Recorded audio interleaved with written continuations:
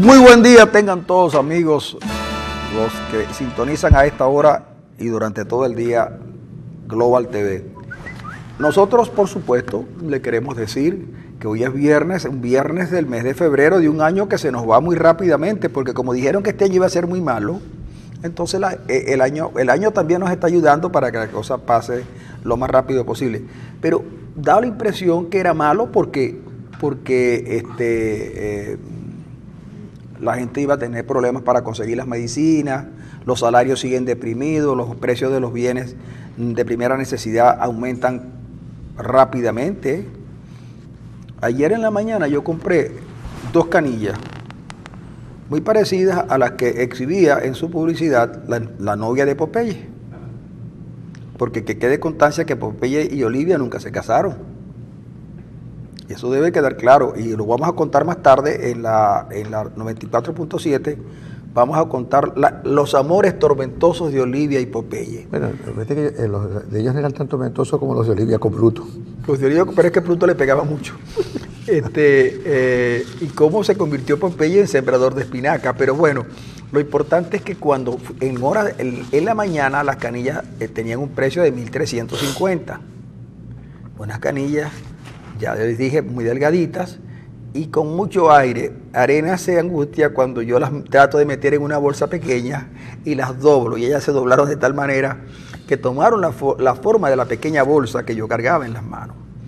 Pero la historia es que en horas de la tarde, por esas cosas de la vida, me vi obligado a tener que comprar otra vez un poquito de pan, y las canillas hayan aumentado de precio. ¿Cómo estaba?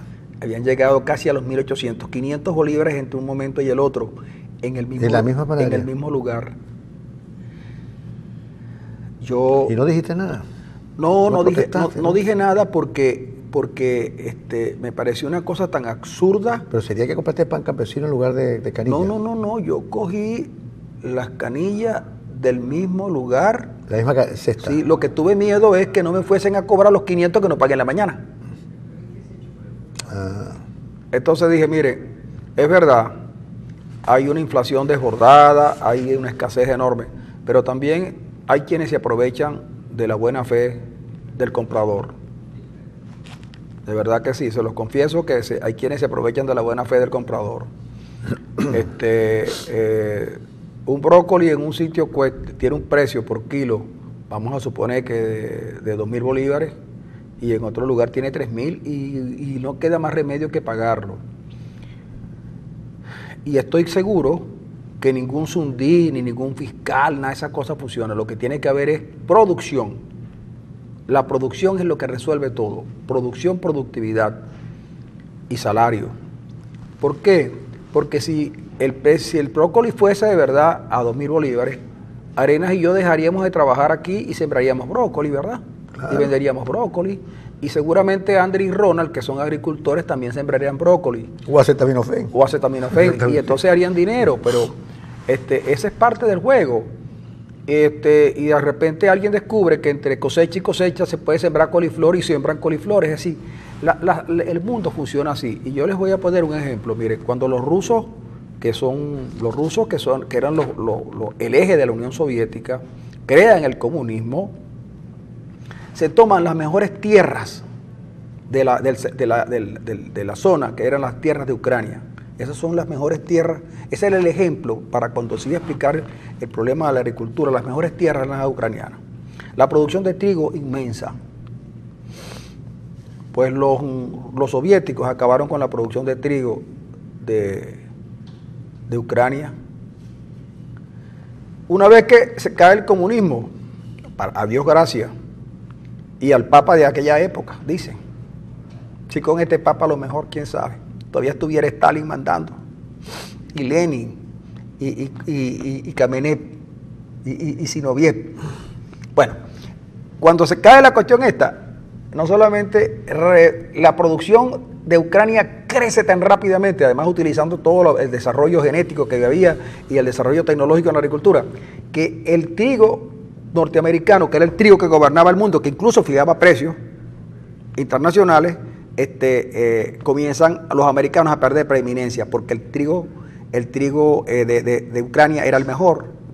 Bueno, aquí en Venezuela, cuando haya políticas orientadas hacia la producción, vamos a tener producción. Seguro, porque en la medida que los agricultores tengan cómo producir y estén vendiendo, seguramente una buena parte, ellos se organizarán para evitar el abigeato. Y mejorar la producción, y vamos a mejorar la producción industrial. Y nos vamos a hacer de tecnología. No nos olvidemos que nosotros somos la entrada a la América del Sur. Y un país que todavía tiene capacidad petrolera. Lo que no tiene son dirigentes. Porque el chavismo no dirige nada. Lo lamentable es que yo quisiera un día, por ejemplo, yo me despierto todos los días esperando oír a Diosdado Cabello en su programa diciendo vamos a hacer esto y esto y esto y esto, y uno dice caramba, pero Diosdado cambió, o a Maduro, que no sabe ni bailar, no se sabe vestir, y a estas alturas de la vida a la mujer no le plancha la ropa a uno, chico, las camisas. Nadie cree eso, que Cilia fue para planchar. Ya Cilia hace años que no plancha. Entonces dice Cilita, como le dice él, me planchó esta camisa, y se le veía que la camisa estaba mal planchada porque tenía un filo por donde no tenía que tener filo. Uno no puede exponer a la esposa al escarnio público, chico. Entonces fue Cilia la que se la planchó. Oh, yo no creo que Cilia. ¿Tenía el filo por dónde? Por aquí. Entonces Cilia se la planchó. Cilia es una mujer que coge filo. Por cierto, que me escriben aquí que esta guayabera, si le gusta, no se preocupe, esta guayabera me la regaló un amigo que vino de Barranquilla. Como viene el carnaval. Y ya está decretado. Pero en Barranquilla no lo he decretado todavía, está decretado aquí. Me dijo, Francisco, te voy a regalar esta guayabera. Mi amigo José Daza me trajo una guayabera de Barranquilla. Y entonces yo dije, bueno, pero le dije, ¿es por caridad pública o es porque tú crees que me debe? No, yo te la traje a ti. Pero cumple para los dos efectos, para la caridad pública y para que la luzcas en tu programa de televisión. Bueno, muchas gracias a las personas que me escriben que les parece buena la guayabera, pero no está en venta todavía. ¿Ok? Pero vayan el sábado por Mercado Libre. Bueno, amigo, así es este país. Entonces uno dice, caramba, las cosas pudieran mejorar siempre y cuando hubiese una enmienda, un propósito de enmienda. Pero no. Los tipos ayer, miren lo que distrae al gobierno. Tarek, que es un hombre inocente, y Samar López, que son hombres inocentes, el gobierno es preocupado por ellos. No le hagan caso a los Estados Unidos, porque lo que los Estados Unidos están proponiendo es una cosa que surte efecto solamente allá, aquí no. Las 13 o las 14 empresas de Samar, aquí no van a tener problemas. Bueno, problemas allá. Las 8 que tiene allá sí. Pero ¿por qué no le hicieron caso a Diosdado Cabello cuando les dijo, tiene que ser un tonto el que tenga empresas allá? Llamó tonto también a Samar López. Entonces yo digo, el gobierno distraído, porque Lilian Tintori se reúne con Trump, pero si María Corina Machado también se reunió con Bush y no pasó nada. Entonces angustiado. Entonces llega la muchacha esta, el Tintori, llega Maiquetía, y hay un despropósito. Yo nunca me refiero a ellos porque, a pesar de que ellos en alguna oportunidad se han referido a nosotros, yo no lo hago porque por ética que se debe guardar en estos medios. Los muchachos de zurda conducta son bellacos. Carvajalino se le puso en el medio a las periodistas que estaban tomándole las fotos y las imágenes a Lilian y a Mixi, y él se le metió en el medio a brincar. Eso no se hace, Carvajalino. No, lo que son bobos. Son bellacos, pues. Boberías. Son bellacos. Yo creo que yo se lo estoy haciendo como lo haría un padre con un muchacho bellaco. Eso no se hace. Como lo haría un padre con un muchacho bellaco. Bellaco. Entonces, eso que hicieron ayer.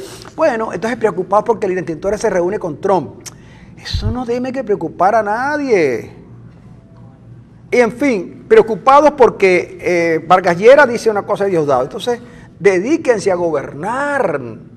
Miren, el país se cae a pedazos y ahora sí es verdad que literalmente hablando es cierto. Los puentes se caen, las carreteras no sirven. Ayer hablé con alguien que vive en Mérida y me dijo, Francisco, peor no le pudo ir a Mérida con el chavismo. Y yo le dije, ¿será que tú no has venido al Zulia? Porque aquí en Maracaibo con el comandante Arias tenemos la ciudad a oscuras. Y el presidente, el gobernador Arias, dijo que iba a traer unos camiones para recoger la basura y nunca la recogió. Y dijo que iba a terminar el puente Nigales y no lo terminó. Y tampoco hizo las cárceles. Y no terminó la Lara Zulia. Y quiere reelegirse porque todavía le quedaron unas cositas por hacer, cositas no, cosotas. Si hay que reelegir a Arias para que termine lo que no ha podido hacer, hay que reelegirlo hasta el 2082. Para que inaugure el puente. Para que inaugure el puente Nigales. Entonces, pónganse a gobernar, mire, no van a recuperar el apoyo de la gente si ustedes no hacen cosas buenas, porque dinero para regalar no hay. Y las bolsas CLAP, las CLAP se las están cogiendo. Por cierto, que ayer hubo una información, no confirmada por mí, donde los alimentos CLAP los compran en México y los empaquetan en Panamá. Por cierto, muchachos venezolanos indocumentados. Llenan las bolsas CLAP y las traen en un barco, y la compañía que las trae, ¿sabes de quién es? Del señor López. De Samar López, bello. Entonces, oye, póngase a gobernar. Yo no le he leído a Jagua, que es sociólogo. A mí me gusta andar con Arenas, porque yo Arenas todos los días aprendo cosas con él, un profesor, tiene cosas que decir, y interesantes. Incluso algunas de ellas indebatibles, de la verdad. Son verdades casi absolutas. Pero y es que yo no le he oído a Howard nada en función del desarrollo del país, y mucho menos a Darío Vivas, pero a Darío Vivas se justifica. Y con Maduro se justifica. Pero Diosdado es ingeniero, especialista en artes militares y en teorías y cosas de esas. Y Howard es sociólogo, caramba. La misma profesión de Claudio Fermín. Tú estás pidiendo que el gobierno gobierne. Yo te decía por qué no gobierna. Porque no lo sabe, porque no sabe hacerlo. Que no sabe qué gobierno. Porque no sabe qué gobierno puede ser también. O porque además instaló un modelo teórico, además, y un modelo político que nunca ha funcionado, que no ha funcionado en ninguna parte, y que se trató de implementar a toche y moche en Venezuela, sabiendo que Venezuela tiene características muy especiales, que no tenían nada que ver ni con la Rusia pre-revolucionaria y luego revolucionaria, ni con el mundo realmente que conoció el socialismo. A propósito de que se van a cumplir 100 años de la Revolución Rusa ahora. Sí, en octubre. En octubre. Bueno, ese modelo fracasó. Ahora, ¿por qué se implementó en Venezuela? Escogiendo el peor modelo para ello. ¿Quién sabe qué había en la cabeza de Hugo Chávez para eso? ¿Quién sabe? Ahora, no se gobierna porque no saben gobernar. Lamentablemente nos gobierna la peor élite política que hemos tenido en toda la historia del país. Lamentablemente. Gómez se rodeó de intelectuales de primera línea. Igual Pérez, el segundo gobierno, probablemente haya contado con el mejor equipo de economistas que ha tenido el país en muchos años. Pero resulta que esta gente se ha rodeado de lo peor que el país tenía para poder desarrollar o para poder implementar una política económica más o menos sana. Aplicaron un manual, un modelo que en todas partes ha fracasado, y en Venezuela, ¿por qué tenía que funcionar en Venezuela el socialismo? ¿Por qué razón? No habían razones ni históricas, ni culturales, ni sociales, ni políticas para que un modelo que fracasó durante 70 años en la Unión Soviética, fracasó en todo el mundo comunista, vaya a funcionar en Venezuela. Un país con características muy particulares. Tú sabes que el sueño del comunismo, la explicación que ellos daban, que no es el caso soviético, porque si un país tenía riquezas de todo tipo y tenía una mano de obra barata y abundante, eran los soviéticos y también los chinos. Más que recursos naturales y mano de obra barata. Pero ellos decían que Venezuela era, incluso, eso es una idea muy fidelista. Fidel le quería poner la mano a Venezuela porque él decía que un país empobrecido como Cuba, que no era pobre, porque yo tengo unos datos recogidos en el libro Ficción Fidel que escribió Zoé Valdés, que desnuda la economía cubana en la época de Batista. Y entonces resulta que ellos decían que teniendo el trampolín del petróleo como ingreso permanente, se podían desarrollar fuerzas productivas en la sociedad que garantizaban la permanencia de una propuesta socialista. Y además le daban el complemento siguiente, que si los países nórdicos de Europa podían tener una suerte de sociedad distributiva mucho mejor que la que tienen el capitalismo americano, era posible avanzar. Y Venezuela fue una vitrina, un globo de ensayo del comunismo internacional apadrinado por los cubanos, y Chávez estuvo de acuerdo. A Chávez lo convencieron de eso. Estos que están ahora no están en condiciones de asimilar estos planteamientos, porque lo de ellos es quedarse en el poder. Antes quedarse en el poder para usufructuarlo, para seguir viviendo del gobierno, del Estado. Ahora quedarse en el poder para protegerse de las consecuencias de sus actos. Eso y por eso tú ves posiciones disímiles, supuestamente disímiles en la sociedad, uniéndose en torno a un planteamiento. Por eso tú no tiene lógica, por ejemplo, que Padrino López, personalmente, él puede apoyar a Tarek. Pero no tiene por qué involucrar por qué involucrar la Fuerza Armada. Claro. Porque la Fuerza Armada, en cualquier caso, es un reservorio de todo el país. Imagínense ustedes unos tipos que involucran a la Fuerza Armada con un sector de la población y por otro lado te dicen que hay posibilidades serias de que Venezuela sea invadida, ya no por los Estados Unidos, que sería una pelea muy desigual, sino por algún otro vecino que vea la debilidad venezolana y le ataque. Aunque hay una cosa, la cosa siguiente, las peleas son económicas por mujeres o por territorio. Las guerras son mujeres, y verbo y gracia la guerra de Troya, cuando el hombre aquel irresponsable se llevó a Helena, guerras económicas y guerras por territorio. Para Venezuela le han ido despojando del territorio, poco a poco. Mira, Colombia le ha ido quitando territorio a Venezuela desde siempre. Y Brasil también. Y Guyana, un vecino débil y pequeño, también le quitó territorios a Venezuela. Entonces no le van a plantear guerra, esto no le van a plantear guerra. Guyana lo hace apoyado en Brasil, geoestratégicamente. Brasil lo hace por sus propias condiciones. Y luego viene Colombia haciéndolo. Y la otra parte, los que nos están colonizando, un neocolonialismo que tiene que ver con rusos y chinos. Y cubanos, pero los cubanos muy utilitaristas. Los cubanos cuando vean que la situación se pone complicada, se van a ir. Se van. Los cubanos abandonaron Granada y Fidel les ordenó que murieran en combate y se rindieron. Entonces, lo que yo digo es que, oye, no importa de qué signo sea el gobierno, tú nombrabas a Gómez. Por cierto que yo leí a finales de año un libro que se llama Los Compadres, Castro y Gómez, un excelente libro escrito por Simón Alberto Consalvi, que yo lo recomiendo plenamente porque ahí está una parte de esa Venezuela interesante, no solamente por la narrativa de Consalvi, sino porque comienza a contar cosas que a nosotros en la escuela nunca nos enseñaron. Nosotros vimos a Bolívar y hay un salto enorme, pasamos por la Guerra Federal donde hubo un salto enorme y nunca supimos qué pasó en la Guerra Federal. Si no hubo lectoras posteriores, caímos después en el 58 y para allá, nunca más supimos nada. Y solamente sabíamos que Gómez era un sátrapa. Un sátrapa, pero además un ignorante. Sí. Y resulta que Gómez no pudo mantenerse en el poder como dicen que era tan ignorante. Y en esas cosas, la historia está allí todavía. Afortunadamente, la crisis nos ha llevado a nosotros a descubrir que tenemos historiadores verdaderamente buenos y muy serios, además. No, tenemos buenos historiadores. Muy buenos. Lo que tenemos es una mala historia oficial. Eso sí es verdad. Bueno, que se va a caer con el peso del tiempo. Sí. Bueno, fíjate, esta gente tiene 18 años. En 18 años se nos ha revelado la incapacidad, la incompetencia, la ineficiencia, la falta de preparación, la falta de background intelectual realmente por la élite que nos gobierna, que es una élite, obviamente, que se quiere quedar en el poder, como tú dices. Y que no realmente, a pesar de que por no sé por qué circunstancias siempre tratamos de apartar un poco a Hugo Chávez de la situación. No, Hugo Chávez comenzó todo este torbellino de cosas que nos tiene parado acá. Inclusive, bien interesante la reunión de fiscales que hizo Brasil, porque la fiscal nuestra, Luis Ortega Díaz, debió haber escuchado cuando se dijo en esa reunión de que, además por un exfuncionario de Odebrecht, que Odebrecht le había pagado $3 millones a la campaña de Hugo Chávez y de Maduro. Así que yo creo que pero seguramente en ese momento ella salió a tomar agua. Ella salió a tomar agua.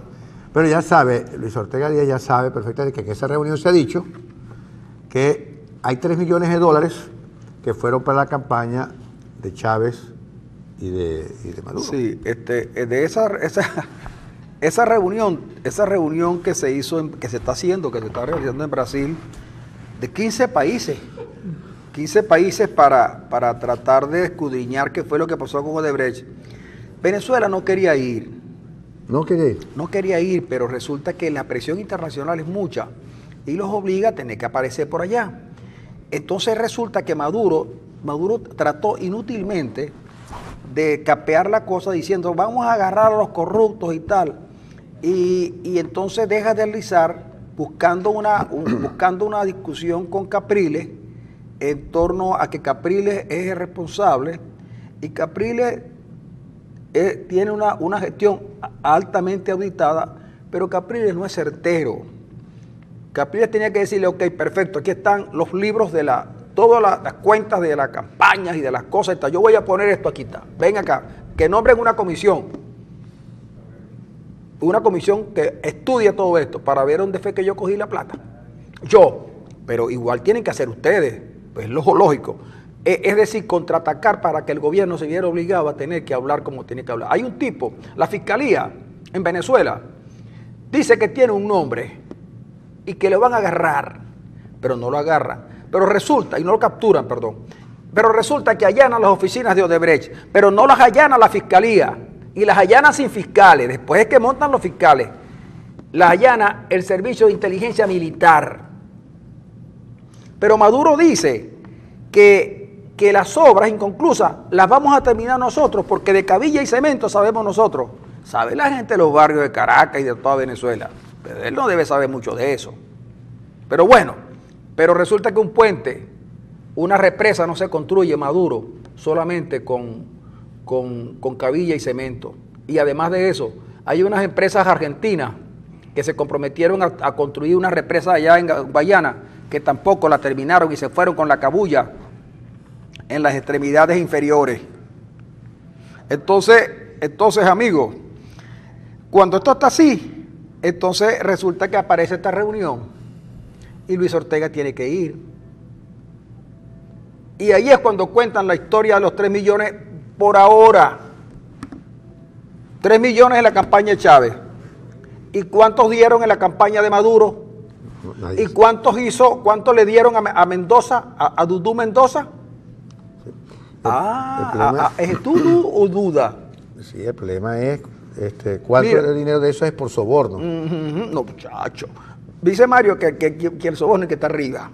Vámonos, llévatelo.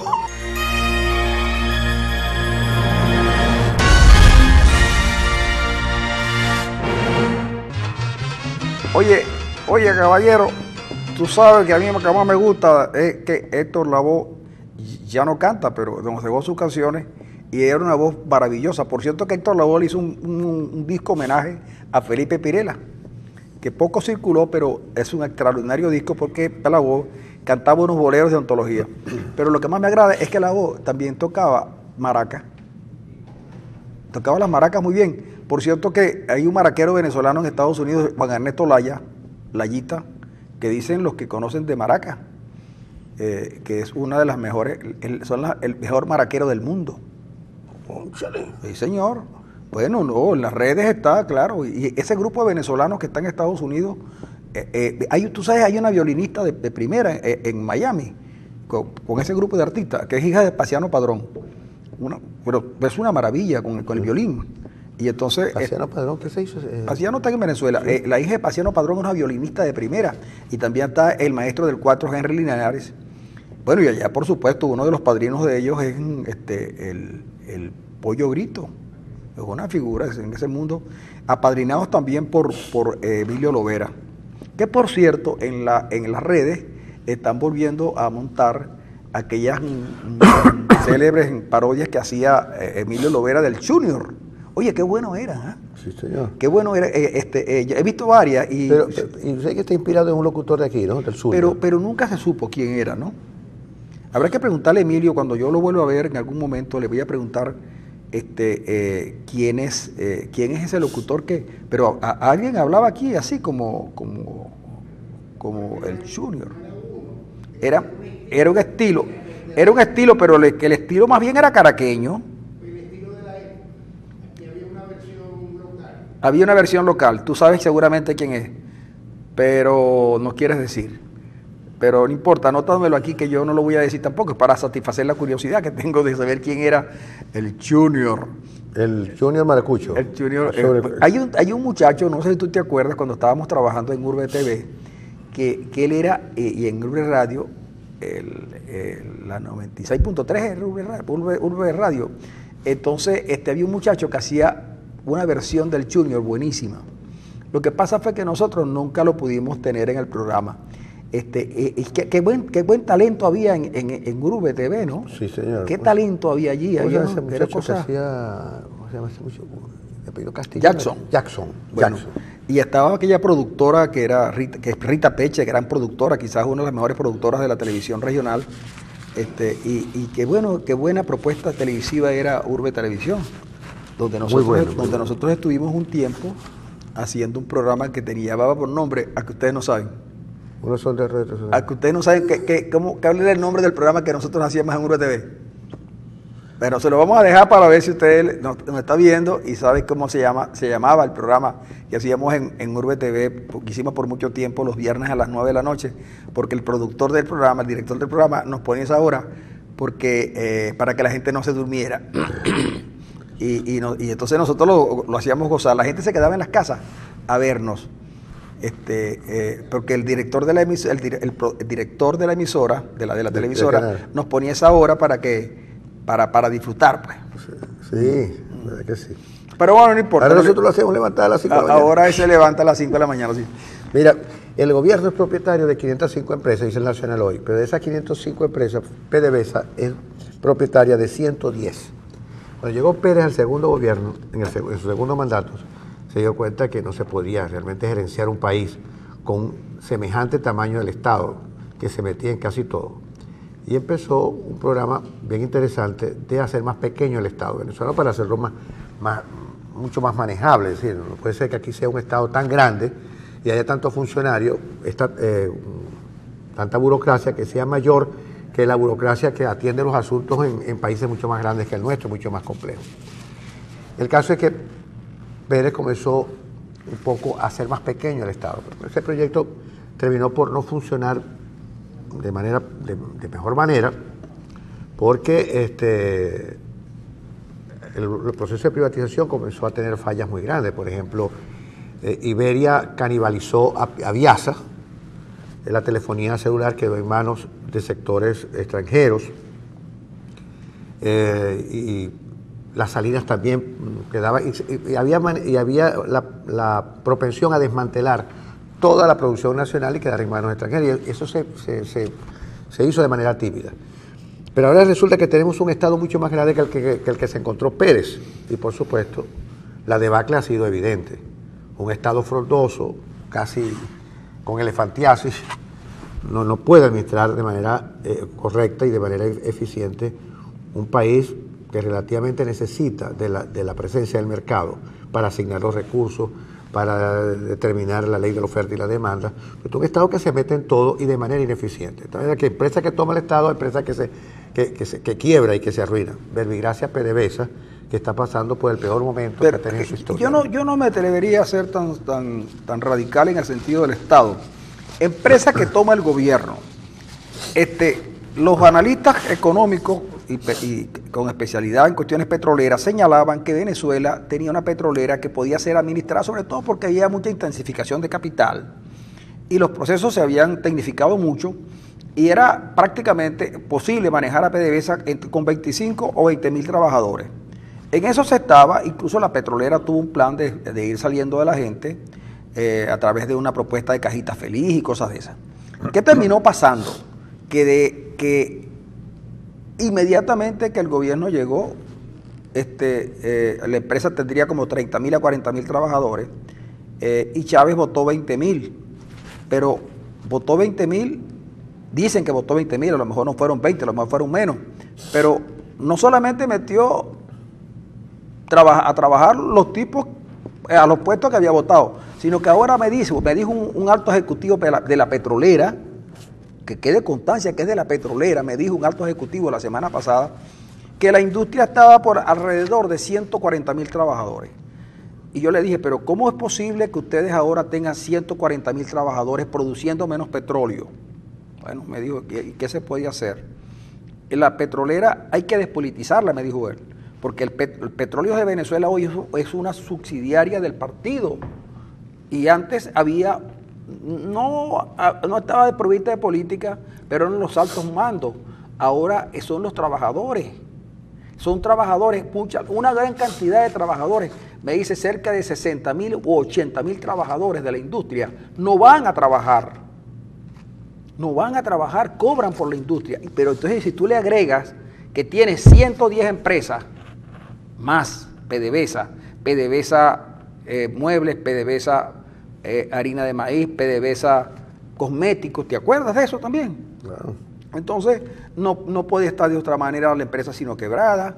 Y si de paso los altos ejecutivos que tuvo la empresa, empezando por su presidencia, son acusados de haber divertido, de haber utilizado recursos de la empresa para beneficio propio, entonces no podemos pedir nosotros que PDVSA vuelva a ser ni lo que fue antes ni lo que hoy es ahora. La PDVSA futura, si es que nosotros seguimos vendiendo petróleo, porque el petróleo sigue siendo la fuente básica de la energía que se consume en el mundo, tendrá que ser una PDVSA donde obligatoriamente tendrá que compartir con el sector privado extranjero, porque nosotros no tenemos ni la tecnología ni los capitales que se hacen falta. Además, con el riesgo de que la empresa que nos compra petróleo en Estados Unidos pudiéramos perderla. Una parte con la empresa Rosneft rusa, que estos no tendrían temor en entregárselo a los rusos, porque estos venezolanos que gobiernan al país no son venezolanos, admiran más a Irán, a Rusia, a Siria, a Cuba, China. A China, que a la propia Venezuela. Les importa poco Venezuela, de verdad. Y es una cosa, mira, ellos prefieren que Rusia se apropie de las... Bueno, Chávez no le iba a entregar un montón de hectáreas en el sur del lago a los rusos. Y Chávez le entregó... Y Chávez le entregó unas tierras en Cojedes a Gaddafi. ¿Qué habrá pasado con eso? No, nadie sabe. Eso, mira, Arenas, todo eso se perdió. Yo recuerdo que cuando trabajaba en la Universidad de Investigaciones Agrícolas, una vez a mí me asignaron un trabajo para hacer un análisis y un balance de la reforma agraria. Arrancó en el 60 y ya en los años, digamos, 70, en la década 70, no se sabía qué había pasado. Y descubrimos cosas interesantísimas, que la reforma agraria no había sido una reforma agraria, sino una suerte de reforma agrícola, pero además que muchas de las tierras que habían sido expropiadas y entregadas a los campesinos habían retornado a sus propietarios originales. Y una buena cantidad de las tierras entregadas por la reforma agraria se perdieron, y los asentamientos campesinos, entre ellos el de Burronero, que era en el Zulia, en la zona de la costa oriental del lago, que era un asentamiento campesino de primera. Oye, perdido, ¿vale? Perdido, y los tipos sembrando especies, cosas menores, cuando todo el plan tenía para que sembraran en aquel momento grapefruit. Y resulta que la cantidad de grapefruit fue tanta que se perdió, porque no había mercado. Porque los planificadores repartieron la tierra, pero no sabían para qué. Bueno, allí no se corrigió nada y las tierras retornaron, buenas tierras agrícolas retornaron a sus dueños anteriores, a quienes se las había quitado el gobierno. Los campesinos las abandonaron porque no podían vivir de eso, no había asistencia agrícola, no había crédito. Entonces, pero con esto fue peor. Tomaron áreas inmensas en producción y las entregaron no se sabía a quién, y se perdieron. Y después, dependiendo del capricho de alguien, le quitaban las tierras a sus legítimos dueños, y algunas están en producción porque se la cogieron políticos y militares que se cogieron la finca. Hay una finca llamada El Capitán en el Zulia, que ahí está presionada por los yupas, y otra que estaba por ahí por los lados del municipio Urdaneta, la Villa, la Perijá, que también la compró alguien muy importante. Entonces, esas sí siguieron, pero las que le entregaron a los campesinos y a los invasores, eso se perdió todo. Y la agricultura en Venezuela, para que retorne a lo que fue en el pasado, va a ser difícil. Le va a ser difícil. Bueno, el problema es que nosotros hemos errado demasiado. Fíjate, el programa espacial de Chávez, por ejemplo, es que nos ponemos unas fantasías increíbles. Por ahí dice Ife Martínez hoy que hace tiempo que los satélites chinos que tiene Venezuela en el espacio ni emiten ni reciben datos algunos. No sirve para nada, pues. Para nada sirve. Y nosotros, bueno, y casi todo es así, todo lo que el gobierno toca es una especie de Rey Midas al revés. Es decir, todo lo que toca lo vuelve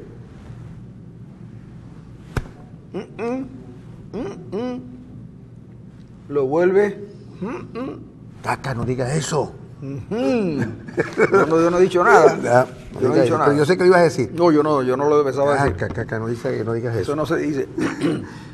Pues bien, es más o menos todo lo que hace. 505 empresas es demasiado. Es demasiado grande este Estado para un país que no llega a 30 millones de habitantes. Es decir, tenemos más empresas públicas que realizaciones en el país. Por eso es que hay que volver realmente a un modelo totalmente diferente. Tú hablabas hace rato de los países nórdicos, de los países del norte, es decir, de los países con estados de bienestar, que son de estados de bienestar donde funcionó perfectamente el estado de bienestar. Pero aquí el estado de bienestar asumió una forma populista, en general en América Latina. A diferencia de los países nórdicos donde el estado de bienestar funcionó perfectamente en equilibrio con el mercado, en equilibrio respondiendo a las demandas sociales sin desmesura. Aquí las figuras mesiánicas que prefirieron quedarse con el poder respondiendo a las demandas que exigían los sectores más desgraciados y que esas demandas rebasaron en bastante la posibilidad, el recurso que tienen los gobiernos para responderle. Bueno, trataron de quedarse en el poder. Chávez, Maduro y lo que viene después.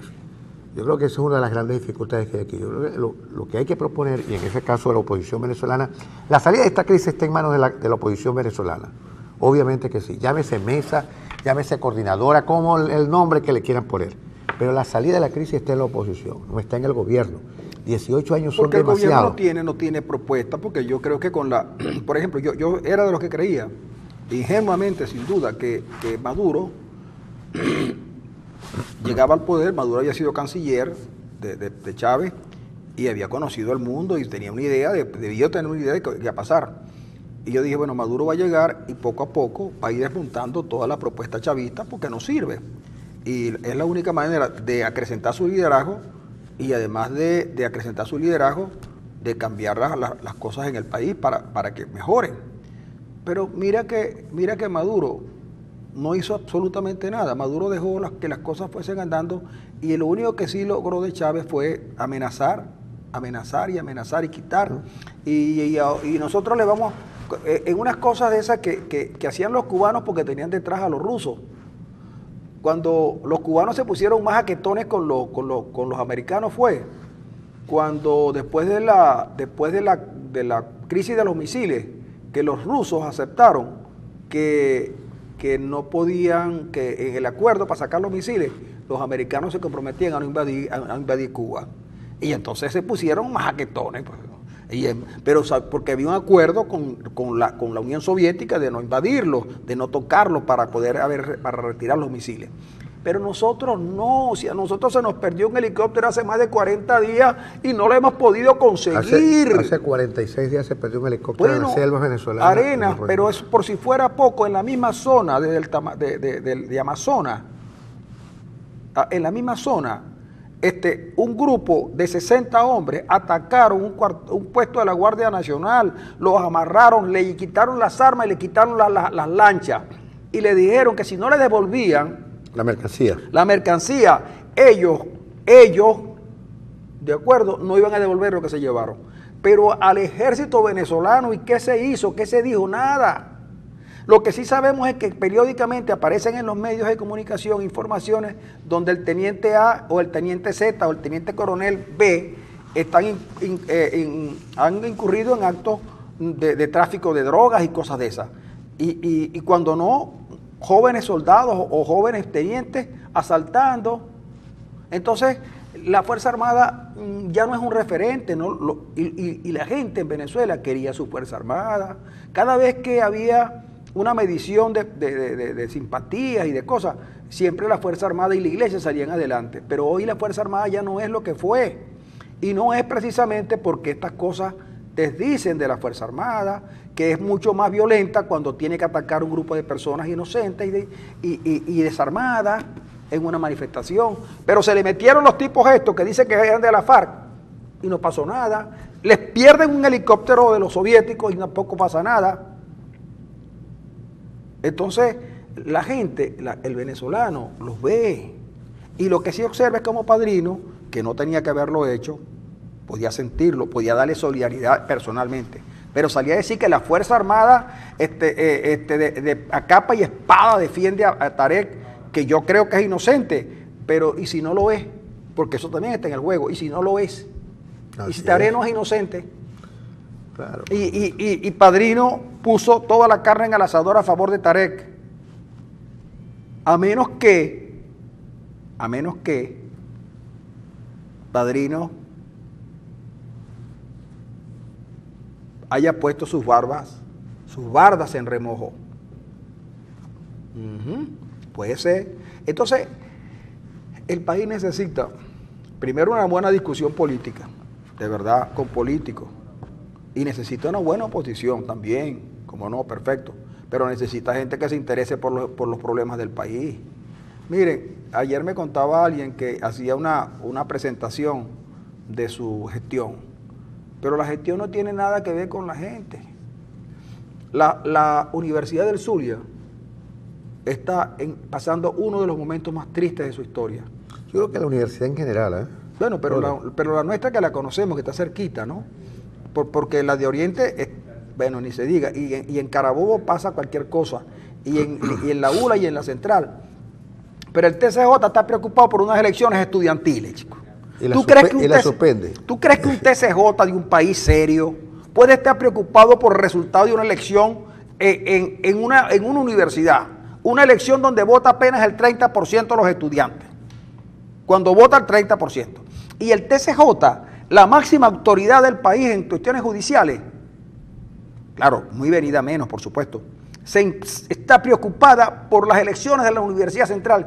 Cuando uno ve que el Tribunal Supremo de Justicia se ocupa de unas elecciones menores, chico, y entonces cuando tú llegas y dices, cuando tú ves los liceos de Maracaibo, el Liceo Lozada, el Liceo Coquibacoa, el Liceo Don Pérez, el Liceo Baral, el Liceo Larrazábal, y lo ves en el estado que están, que son sitios tomados por la delincuencia en muchos casos, persiguiendo a los muchachos que desgraciadamente tienen que ir ahí, porque hay que decirlo así.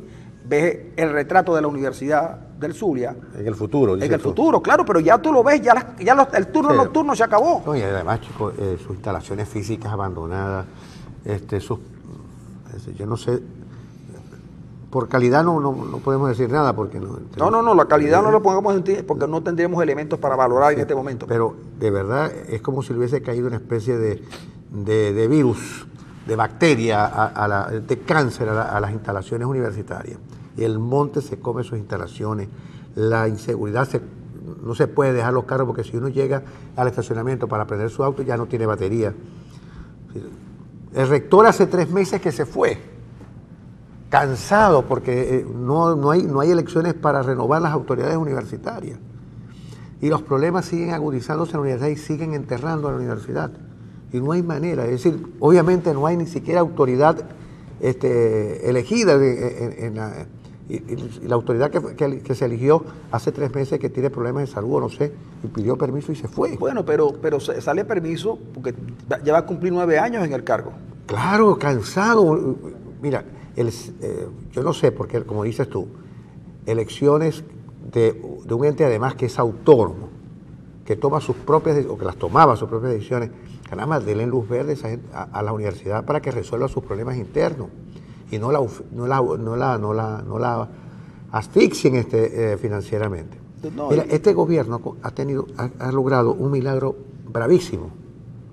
Ha arruinado, por lo menos financieramente, al país. Una cosa insólita. Pero, ¿cómo lo hizo? Pero te cuento. Mira, nadie sabe. Te cuento que en lo que llaman el CEDIA, que es el centro donde están los documentos de la gente, donde van las notas y la cosa y tal, que la gente va a buscar sus notas certificadas y sus cosas. Todos los días van más de 400 personas y dan ahora 100 números. Pero tú tienes que ir a las 4 de la mañana. A buscar el número. A estar allí para ser de los primeros para que te atiendan, porque la mayoría de la gente se quiere marchar. Sí. Ayer, yo tratando de indagar qué pasa con el rector de la universidad, tuve en contacto con una autoridad universitaria y me dijo, mira, el asunto es que el cuerpo consular nos ha llamado para preguntarnos qué está pasando. ¿Qué está pasando? Porque resulta que la gente lo que está desesperada por irse a la universidad a buscar sus papeles para marcharse, para buscar dónde vivir, porque entre la inseguridad y el hambre están haciendo que la gente se vaya. Pero Maduro está preocupado porque hay unos colombianos que se vinieron de Colombia para acá, cosa que nadie ha visto, ¿no? Sí se vio cuando pasaron los venezolanos para allá, pero de allá para acá ha sido, yo no digo que no, pero a lo mejor habría que documentarlo. Bueno, Arena, 100 números diarios. 100 números diarios entregan para que la gente pueda meter, tiene que pagar y sus cosas y tal. Para retirar los papeles. Sí, pero mira, es increíble la parte donde están haciendo revisión de programas, porque necesitan para llevárselos al exterior. Eso está colapsado. Cuando yo al mediodía se lo cuento a una persona ya muy adulta, le estoy contando lo que está pasando en el almuerzo, cuento, mira, pasó esto y esto en la universidad, preparando lo de hoy. Me dice, ¿y por qué tú no me puedes, con esa persona amiga tuya, tú no me puedes conseguir mis papeles? Y yo le dije, pero ¿para qué? Tú te piensas ir al exterior, tú vas a ejercer un cargo en el exterior, con la edad que tú tienes y ya tú... No. Bueno, al final la gente cae en conciencia, ¿no? Pero la angustia, la gente quiere una salida y entonces no tenemos cómo. Porque entonces resulta que el Tribunal Supremo de Justicia, según dice Carlos Vecchio, ratifica la sentencia de López, que no tenía por qué estar preso López. López no tenía por qué estar preso los delitos que se le... Ahora, López es un preso del gobierno. López es un preso del gobierno y así se reunieran no con Trump, sino con el presidente más allá de Trump. A López no lo van a poner en libertad, este gobierno no lo pone en libertad, salvo que se vea acorralado. Sí. Y que no le quede más remedio. López sale libre. López y Ledesma son presos de alguien de este gobierno. Sí, López sale libre cuando este gobierno salga, obviamente. Lo que dijo Baduel, chico, a Baduel lo pusieron en libertad porque Baduel terminó su condena. Y lo pusieron en libertad porque ya había cumplido una buena parte de la condena. Pero lo volvieron a meter preso, chico. Claro. Y entonces él dijo una vez, yo solo salgo en libertad cuando Chávez no esté. Bueno, no está Chávez y Baduel está preso. Entonces los gobiernos como el de Maduro y como gobiernos de otro tipo no ponen en libertad a los opositores políticos porque esa es una manera de hacer, esa es su manera de ser. Entonces, que Tintori tiene todo el derecho del mundo de ir a la Corte Celestial a solicitar la libertad de su esposo. Y eso fue lo que hizo. Claro, fue a hablar con Donald Trump, a quien, por cierto, el gobierno venezolano... Ni una pajita, le ha quitado del hombro. Claro, y por cierto, que Trump que había quedado de estar aquí hoy, pero con este problema que suscitó la visita de... No, y la rueda de prensa ayer realmente ameritó críticas que él tuvo que quedarse. Sí, sí, y no. El problema de los rusos también lo tienen mortificado, pero nos dijo que a más tardar el miércoles. No, el martes. El martes. El martes, sí. Está aquí con nosotros. No, pero es que también él anda muy... me dijo, Francisco, yo estoy preocupado porque a mí hasta me pueden quitar. Yo le dije, presidente, venga ahora que todavía es presidente, que lo pueden quitar. Y tú sabes que yo me he peinado así hoy para ver si me agarra cariño, ¿no? Sí. Ando todo despelucado como él.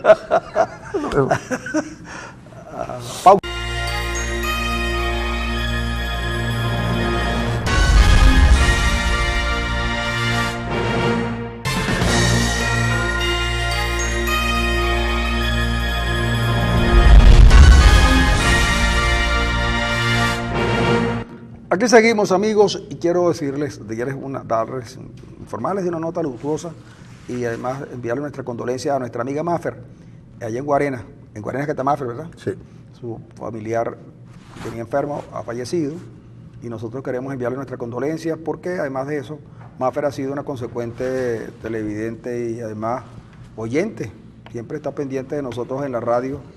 En la radio hemos tenido un pequeño inconveniente con el streaming para ponerles en la internet, pero yo creo que en cuestión de días vamos también a transmitir el programa de radio vía Periscope. Lo vamos a hacer o en el Facebook Live. Vamos a colocar el programa de Rojas y Arenas en la radio. Por cierto que desde Italia nos envían vía el Periscope, en Italia y en muchas partes del país y fuera de Venezuela. Bueno, nosotros... intentamos no marcarle pauta al gobierno, no se trata de eso. Tampoco hacemos críticas por hacerlas. Las críticas que nosotros podemos hacer, las validamos tomando en consideración la observación que hacemos del país. Si el país estuviera marchando bien, nosotros no tendríamos empacho en decir que está marchando bien. No venimos acá a hacer oposición al gobierno ni nada por el estilo. y nos agradaría que tener la oportunidad de conversar con los funcionarios de gobierno, porque lo mejor que hay es explicar las cosas. Yo siempre he dicho que si el gobierno quiere venir para acá, los funcionarios de gobierno o del partido, y conversar, lo pueden hacer con absoluta libertad. Nosotros no tenemos inconveniente porque no tenemos absolutamente nada que ocultar. Y si alguna discrepancia hay, pues la procesaremos de la mejor manera posible. Pero resulta que el gobierno no informa de nada. Los periodistas venezolanos no pueden acceder a las fuentes del gobierno porque el gobierno no deja. El gobierno solo le informa a los que le interesan. Y entonces, cuando uno pregunta quién compró determinada cadena de periódico, nadie dice nada, pero todo el mundo rumora. Cuando preguntan quién quería comprar un canal de televisión que tiene como canal, que tiene como emblema el número más pavoso del mundo. Tampoco informan, ¿no? Tampoco informan, pero sí se sabe, y yo lo voy a decir ahora, no el nombre del canal, porque entre canales no nos pisamos la manguera. Pero Henry Ramos en el Parlamento, a propósito de las denuncias sobre Tarek El Aissami y Samar López, señaló que el canal no lo pudieron vender porque los dueños pidieron un dinerito, le dieron el enganche, y cuando fueron a llevar el dinero para las cuentas en Estados Unidos, los gringos le preguntaron, ¿y el dinero con que esa gente le está comprando a ustedes, de dónde viene? Entonces ellos le dijeron, no sabemos, vamos a ir a Venezuela a preguntar, y parece que le preguntaron a los compradores, y los compradores no pudieron decirles de dónde sacaron el dinero, y la operación, por tanto, se cae, y el enganche nada más fue el enganche, porque usted sabe que cuando uno va a comprar, de un enganche. Un adelanto. Un adelanto. ¿Era superior al precio? No, el enganche estaba, según dicen, la penalización alcanzó solamente a $80 millones. Caramba. Más o menos lo mismo que le dieron a los sobornos de Odebrecht. Que por cierto, lo más seguro es que en estos días aparezca el principal sobornado de Odebrecht. Y seguramente va a ser un señor que tenía un rebaño de chivos cerca de la entrada de Nigales. ¿Sí? Sí. Seguro. Seguro que aparece el señor, porque y ese seguramente es el que anda buscando la fiscalía. El chivo expiatorio. Un chivo expiatorio, claro. Mamá, ¿qué dice? Un chivo expiatorio. Bueno, entonces... Ahora, pero le tienen ganas de que ese chivo expiatorio sea Capriles. No, lo de Capriles, mira, tú me decías ayer algo a mí que me llamó mucho la atención. De repente sí, de repente Capriles pudiera ser, pero Capriles ya no es la figura que fue. No, y además de eso, ha cambiado mucho. Está documentado además que las obras más importantes inconclusas en Miranda corresponden al periodo anterior a Capriles. Por lo tanto, Capriles no pudo haber recibido el soborno de Odebrecht. Yo no digo que no haya recibido, porque esas empresas son capaces de darle a unos y a otros. Fíjate tú, ¿quién se iba a imaginar que la campaña de Capriles iba a estar asistida por Wilmer Ruperti? Y Juan Carlos Caldera, ahora un prohombre de la unidad, estaba reunido con Eliodoro Quintero y Ruperti para recibir dinero para la campaña y Ruperti es un hombre... Lo que pasa es que los empresarios apuntan a uno y a otro también. Claro, ¿no? juegan a placer. Y entonces siempre ha sido así, sí. Siempre ha sido así. Sí. En la Cuarta República, llama entre comillas la Cuarta República, se daba a unos y a otros, a copellanos y a decos, y hasta los masistas. Pero sobornos probablemente a Capriles no le dieron. Ahora, ¿tú no crees que cuando Maduro habla del gobernador, lo que le faltó fue colocarle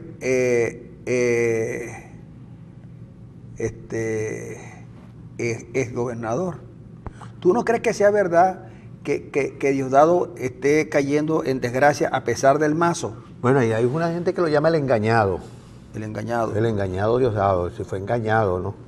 Cuando aceptó ese acuerdo que parecía toda una transición entre Maduro y Tarek El Aissami, al cual Maduro le dio hasta 15 competencias. 15 competencias. Sin embargo, la decisión del Departamento del Tesoro, según hoy leo en una columna de Verdades y Rumores, cerró la posibilidad de una transición más o menos tranquila, de Maduro a Tarek, porque obviamente, dadas las circunstancias de la acusación, la naturaleza de la acusación y el impacto que ocasionó la acusación que hace el Departamento del Tesoro, tranca un poco esas posibilidades, porque resultaría incómodo para todo el mundo de que la transición se hiciera con un presidente tan cuestionado por una potencia extranjera de la naturaleza de Estados Unidos.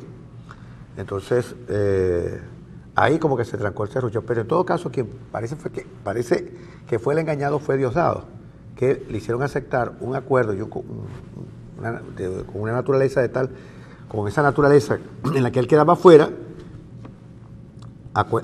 dice que a cambio de impunidad, per se cuenta este columnista zuliano, y resulta que ahora se trancó el serrucho y no hay manera de buscar a alguien que reemplace al propio Tarek para poder producir una transición más o menos tranquila, ¿no?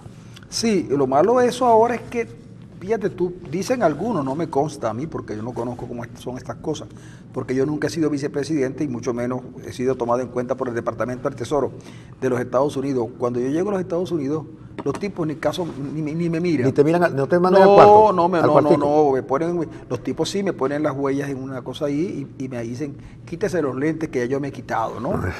Y ni siquiera me toman en cuenta. Y eso que yo en estos días hasta llevé tequeño.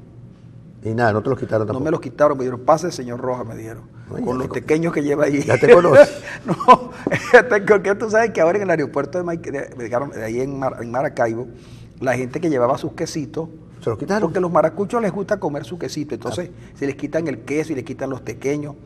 Y entonces una señora que estaba delante de mí le dicen, ¿usted lleva bienes perecederos? Y yo mi marido. Y yo le dije, dígale que no. Pero yo llevo pequeños, no, pero esos no son bienes perecederos.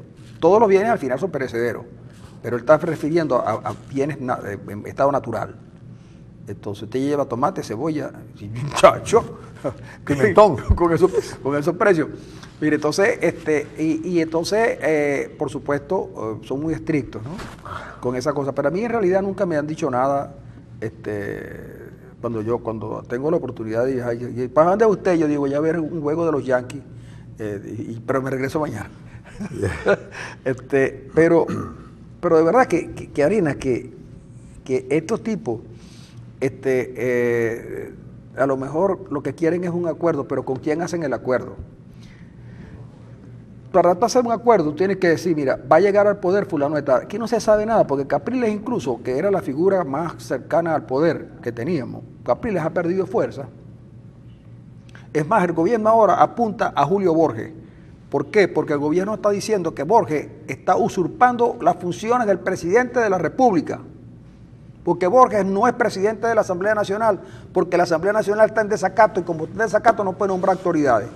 Y como no puede nombrar autoridades, Julio Borges no es presidente. Y si no es presidente no puede estar hablando de usurpando las funciones del presidente de la Asamblea Nacional y en algunos casos del presidente Maduro. Pero fíjate y lo van a llevar, y lo llevaron al Tribunal Supremo, a la Fiscalía. Pero fíjate la contradicción, porque la Contraloría acaba de nombrar una intervención a la auditoría interna de la Asamblea Nacional. Si la Asamblea Nacional no existe, no tiene que ser auditada y por lo tanto no tiene que ser intervenida por el Contralor Nacional. Pero esas son las cosas que ocurren aquí. Ahora, Borges fue el representante del Parlamento venezolano a hablar en el Senado colombiano. ¿Como presidente? Como presidente. En todo caso, deberían elaborar una nota de protesta al Senado colombiano porque recibió a alguien que no es presidente de un parlamento que no existe. Entonces, estas cosas son bien interesantes. Mira, pero pero a lo mejor, tú sabes que Henry Ramos no era, digamos, estaba bastante fuera de foco y el gobierno lo montó otra vez, después que fue presidente de la Asamblea Nacional, lo convirtieron casi en candidato presidencial, al punto que Henry Ramos es el cuarto en discordia a la hora de escoger el candidato. Sí. Pero ahora el gobierno intenta promover a Borges y yo creo que Borges lo está haciendo bien. Yo creo que Borges ha hecho una buena gestión. A mucha gente le gustaba el estilo estridente de Ramos Ayub y yo no digo que sea malo, lo que digo es que el estilo de Borges es un buen... Ojalá pudiera Borges tratar de serenar los espíritus con el propósito de buscar acuerdos que nos lleven a salir de la crisis, porque hay algunos que quieren que nos demos de golpes en la calle y que corra la sangre, pero hay muchos que quieren que mandan a hacer cosas que ellos mismos no son capaces de hacer. Sí, yo estoy de acuerdo. El que tenga garganta no mala. Claro, hay mucha gente que quiere que salga a la calle. Es que hay, sobre todo unos que están fuera de Venezuela, es que tienen que salir a la calle a enfrentar. Entonces, pero un momentico, pero tú no estás en condiciones de promover nada porque tú no eres capaz de hacerlo. De verdad, que a veces uno siente que hay interés en que tú te metas en cosas. Por cierto, que aquí tengo Arenas, antes de que te darte la palabra. Aquí Américo Goyo escribió ayer, es que Américo tiene un humor de esos, que por cierto, Mario, vamos a tratar de localizar a Américo Goyo.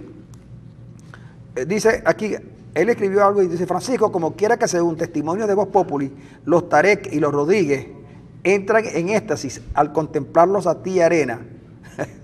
me he permitido el abuso de pedirles que pongan en manos honorables, limpias de perversión y de impúdicas al destinatario de esta crítica, que es justamente Tarek, el honorabilísimo Tarek y excelentísimo señor Tarek El Aishami. Por ahí se desprende de Américo escribir, pero nos dice a nosotros que bueno, que los pongamos nosotros en esas manos impúdicas. Mira, digo púdicas. Aquí dice: mi hermano, buenos días, pregúntale a Arias dónde están los cobres del country de la Rinconada, Maracaibo. Eso no sirve, nos está matando la cañada. No sé a qué se refiere. Y aquí nos dicen que los gringos en Honduras, en Panamá y en Colombia sacaron a Telesur, porque aquí tienen que llorar por la salida de los... ¿Los gringos sacaron? A Telesur de Panamá, de Colombia y de Honduras. Mira, ¿Y de Argentina? Y supuesto. No, en Argentina. ¿Sí? Lo que pasa es que Telesur, hay otra cuestión. No, lo que pasa es que no tenemos por qué llorar por la salida de Telesur de esos países, porque lloramos lo que nos compete aquí. La gente llora o se siente mal porque sacaron CNN, porque de ahí el Venezuela se acercaba a las noticias. Ayer, por cierto, en CNN señalaron y reseñaron las concentraciones y las manifestaciones que hubo en Caracas, de lo cual nosotros no tuvimos ninguna noticia. No sé si será verdad o no, porque como ya no tenemos CNN... Pero casi no tenemos nada. No tenemos casi nada. Pero allá había disturbios en Caracas y nosotros no nos dimos cuenta. ¿Será que Putin le ordenó a Maduro que no tocara a Trump, ya que Putin es amigo de Trump y Trump es amigo de Putin? Bueno, yo te voy a decirlo, yo presumo que algo de eso debe haber, porque Maduro, que era muy dado a atacar a Obama, incluso nunca lo llamó agente naranja. Nunca llamó a Obama agente naranja. Pero lo que te iba a contar es lo siguiente: Telesur fue una propuesta ideada por un grupo de comunicadores de América Latina, muy cercanos a Chávez, que le vendieron la idea de tener una televisora para enfrentar a CNN. Con lo que acaba de hacer el gobierno con CNN, lo que demuestra es que Telesur fue un fracaso. Ahora, Telesur es financiada casi en su totalidad por el gobierno venezolano. El gobierno argentino, el de las Kirchner, tenía el 18% o un poco menos, que era el que más. Entonces, aquí en Venezuela, el gobierno obliga a las compañías de cable a tener Telesur y a tener RT y a tener un montón de canales que nadie ve. ¿De acuerdo? Entonces, ¿qué pasó en Argentina? Los argentinos, Macri dijo: no, yo no voy a seguir financiando eso. Y de paso también dijo: mira, yo... ese canal, nosotros no lo vamos a seguir colocando en las programaciones nuestras, ya está.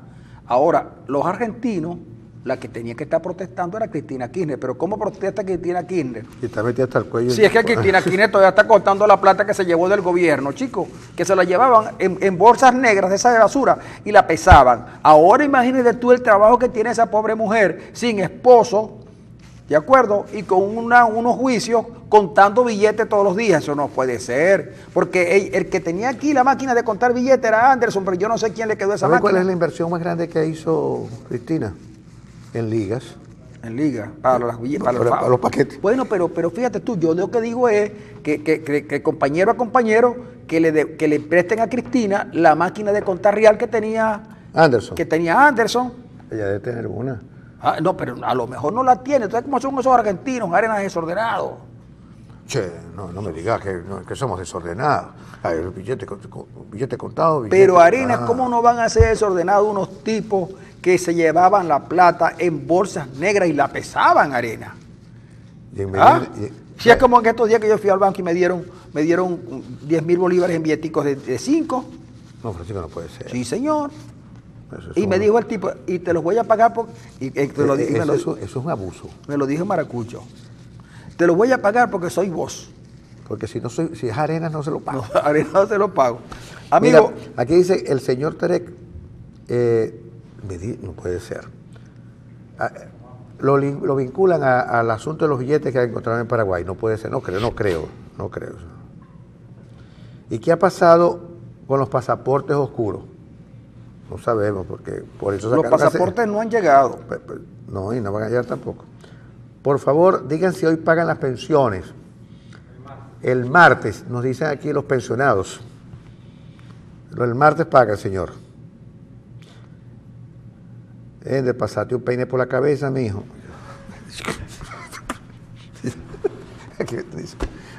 De pasarte un peine por la cabeza, mijo. Ay, caramba. Bueno. Arenas, ¿tú nunca has usado peine? Claro, Francisco. Amigo, con esta versión del peine nos vamos a ir, pero mañana no. No, mañana es sábado. Mañana es que, mañana es la parte. Es que te voy a decir lo siguiente. A mí me gusta venir a hacer este programa. De verdad, yo me siento aquí. Yo no quisiera que esto se acabara nunca. De verdad que a mí me agrada venir para acá porque yo siento que aquí este es mi medio ambiente, mi hábitat natural. Amigos, no tenemos que marchar, pero el lunes regresamos con ustedes y les vamos a contar quién recibió los sobornos de Odebrecht en Venezuela. Nosotros lo sabemos. Y yo sé también ya quién es el locutor clarense a quien Emilio... ¿Pero que trabajaba aquí? No trabaja. Ya me escribieron y me dijeron, se llama... No lo puedo decir porque prometí no decirlo. Amigos, nos marchamos. Hasta el lunes.